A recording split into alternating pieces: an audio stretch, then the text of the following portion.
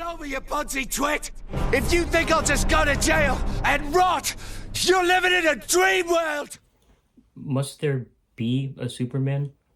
After the death of God, it is unclear what exactly this ideal means to the modern world. Without God, we are no longer handed an ideal to follow.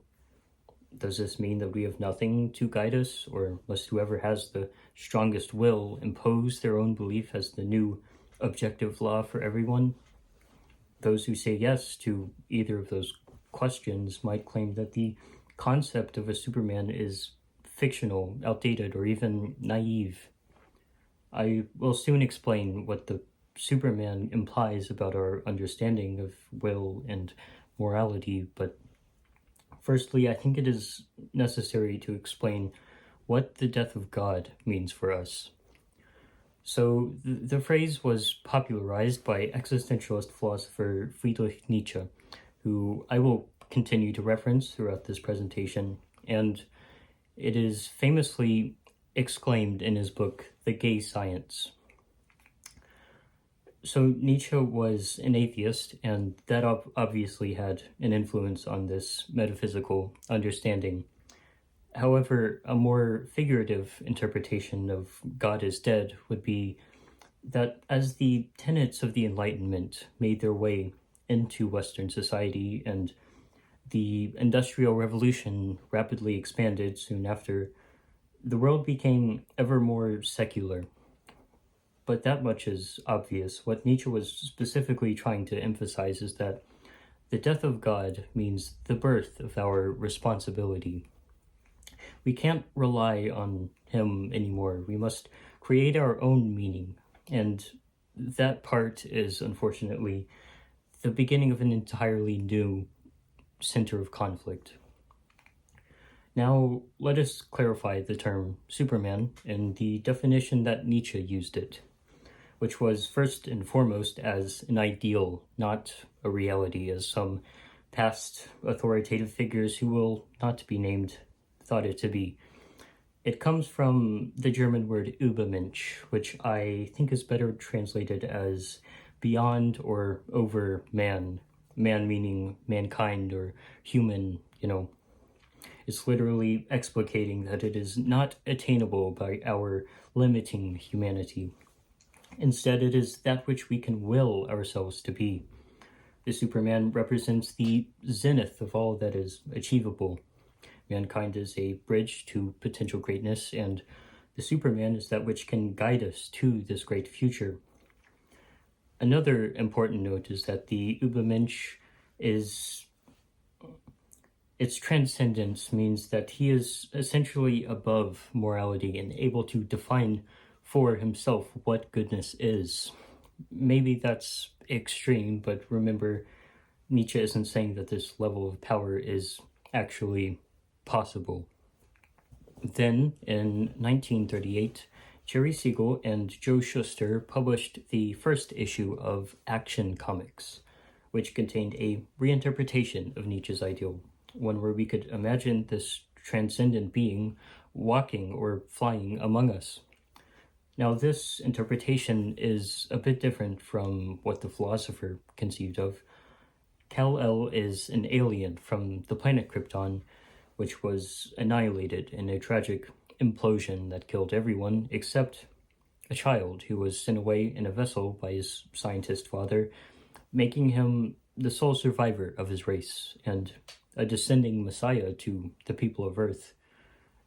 Some recent cinematic adaptations of the character actually have quite a bit of Christ imagery, but there's an incredibly in-depth pillar of garbage video explaining why that portrayal may not be very faithful to what he was initially meant to represent.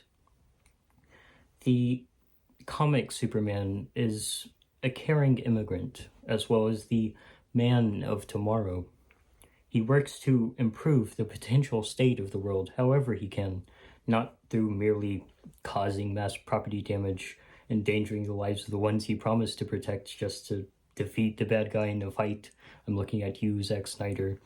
But through peacefully and altruistically bringing hope to this imperfect world.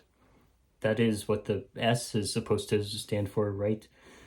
The amount of philanthropy and service that he devotes his life to inspires goodness to those he helps. And good, as the last son of Krypton understands it, is actually quite deontological in that he adheres to a pretty strict set of moral principles, much like Batman. For a deeper analysis of Kant's moral view, see my second philosophy video, but this is significant because it shows a pretty unfaltering and unprejudiced consistency with how he shows benevolence and who he shows it to. But lastly, the primary characteristic distinguishing this Superman from Nietzsche's is, ironically, his humanity, despite him not exactly being a human. He has this secret persona of Clark Kent, and Clark Kent shows us that everyone is still flawed, and we don't have to be perfect or have superpowers to be honestly and effectively kind. In one of the best feature films to feature this character so far, I have high hopes for James Gunn and his new plan for DC. We are told in the film explicitly that Superman's core values are that of truth, justice, and the American way. So the American way is not a political statement. It's really just the promise of freedom and, more importantly, second chances. This might be very questionable to attribute to the nation as it exists today, but that's a different discussion. This quote is incredibly relevant to the quintessence of this character. There's even a comic issue named after it, that the animated film adaptation of which is primarily what inspired me to make this presentation. And then there's also hope, as I said before, specifically that of a better tomorrow. So why do others oppose this ideal, as we saw in the beginning? Manchester Black, who is the main antagonist of the aforementioned comic issue, sees the postmodern and godless world that Superman is devoutly attempting to aid from a nihilistic perspective, meaning that there is no meaning and therefore fighting for a truly honest morality is futile. This is why he says the philosophy of Superman is naive and unrealistic. It's also why he murders supervillains without remorse. And then there's the egoistic view. The villainy of Lex Luthor is so iconic because he is a physical representation of one who believes himself to be a Superman, or rather an Ubermensch, despite only being a man. Yet his imperfection and finitude only fuel his constant search for power. Since God has died, Luthor strives to take his place because he cannot see anyone else atop his billion-dollar estate who could have a stronger will than he does. That is, until he meets Superman, whom Lex is immediately threatened by and whom he perpetually seeks to overcome and kill because he thinks the Kryptonian is rising to fill God's place instead of him. As described in the brilliant graphic novel All-Star Superman, the alien is simply standing in the way of Luthor's rightful place of power and greatness. He is truly more Nietzschean than Superman is.